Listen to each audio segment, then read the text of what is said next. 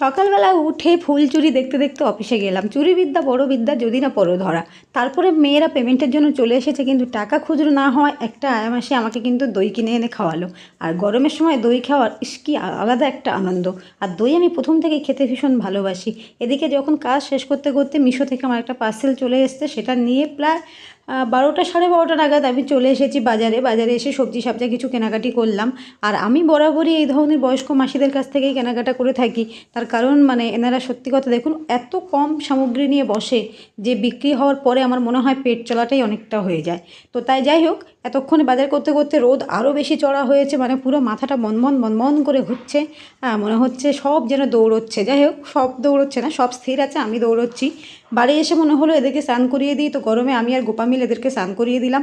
তারপরে তোজো কিছুতেই স্নান করতে চায় না, স্নান দান করিয়ে রান্নাবান্না করলাম মাছের মাথার ঝাল। আর পার্সেলটা কিন্তু খুলে দেখলাম আমি।